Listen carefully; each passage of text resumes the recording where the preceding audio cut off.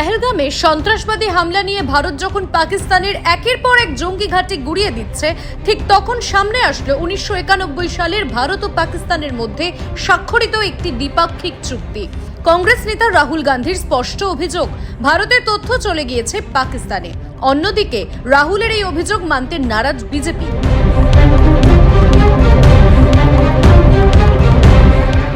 কি রয়েছে 1991 সালে ভারত ও পাকিস্তানের মধ্যে কংগ্রেস আমলে স্বাক্ষরিত এই সামরিক চুক্তিতে? জানিয়ে এত বিতর্কে জড়ালেন লোকসভায় বিজেপির সাংসদ নিশিকান্ত দুবে ও দিল্লি প্রদেশ কংগ্রেসের নেত্রী সুপ্রিয়া শ্রীনেট। ये 1991 का डॉक्यूमेंट है। जयशंकर जी उस वक्त तो कहीं न कहीं छोटे अधिकारी रहे होंगे। सवाल ये हमारी सरकार और आपकी सरकार का नहीं है। सवाल ये है कि 1947 से पाकिस्तान को हम आतंकी राष्ट्र मानते हैं। 78 साल से कश्मीर के मुद्दे पर हमारी उनके साथ लड़ाई चल रही है। हमारे कश्मीर के हिस्से को पाकिस्तान ने अपने कब्जे में कर रखा है। उसके बाद जो आप कंसेशन देते रहे, 1950 में नेहरू लियाकत समझौता हो, 1960 का सिंधु जल समझौता हुआ, 1975 का शिमला एग्रीमेंट हुआ, और उसके बाद 1991 में तो आपने हाथ ही काट दिया कि हमारी आर्मी, कोई भी देश का डिफेंस सिस्टम कैसा काम करता है, हम पार्लियामेंट के अंदर भी डिफेंस के ऊपर चर्चा नहीं करते हैं। पार्लियामेंट के अंदर भी डिफेंस के स्ट्रेटेजिक चीजों के बारे में कोई जवाब नहीं दिया जाता है। इवन स्टैंडिंग कमेटी की मीटिंग में भी यह कहा जाता है कि नेशनल सिक्योरिटी का सवाल है। नेशनल सिक्योरिटी क्या होती है? यहां तो आपने हाथ काट के 1991 में जब आप सरकार को समर्थन दे रहे थे, माननीय चंद्रशेखर जी की सरकार को, और 94 में जब नरसिम्हा राव की सरकार थी तब ये इंप्लीमेंट हुआ। आपने तो हाथ काट के लिख दिया कि हमारी आर्मी कहां डिप्लॉय होगी, आपकी नेवी कहां डिप्लॉय होगी, आपका एयरफोर्स कैसे फंक्शन करेगा, वो कैसे एक्सरसाइज करेगा। तो ये सारी बातें क्या देशद्रोह नहीं है? कांग्रेस ने वोट बैंक की पॉलिटिक्स के लिए देश के साथ धोखा नहीं किया कि उनको बांग्लादेशी वोट बैंक चाहिए, उनको पाकिस्तानी वोट बैंक चाहिए, क्योंकि हिंदुस्तान के मुसलमान तो इस देश के नागरिक हैं।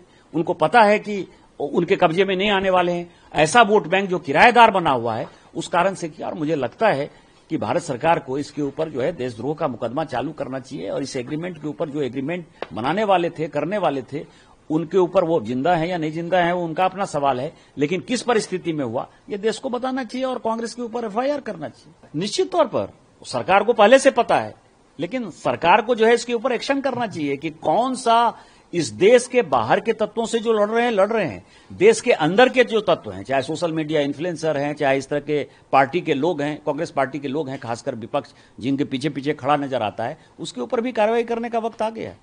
सर्वप्रथम सबसे पहले तो निशिकांत दुबे अपनी बेवकूफ़ी बार बार प्रदर्शित करते हैं। राजीव जी ने 6 मार्च 1991 को चंद्रशेखर जी की सरकार से समर्थन वापस ले लिया था। पहली बात, ये शायद अप्रैल 1991 का साइन किया हुआ अग्रीमेंट है। ये अग्रीमेंट पीस टाइम का है।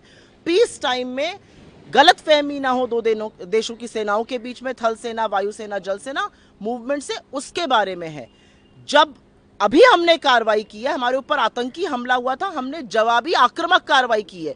तो सर्वप्रथम तो निशिकांत दुबे और बीजेपी ये मान रही है कि जयशंकर जी ने इन्फॉर्म किया। सर्वप्रथम जो राहुल गांधी जी कह रहे थे वही सच है।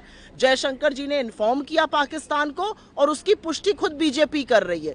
जिस अग्रीमेंट का वो हवाला दे रही है वो पीस टाइम का अग्रीमेंट है। जयशंकर जी ने जब वॉर लाइक सिचुएशन थी तब इन्फॉर्म किया था।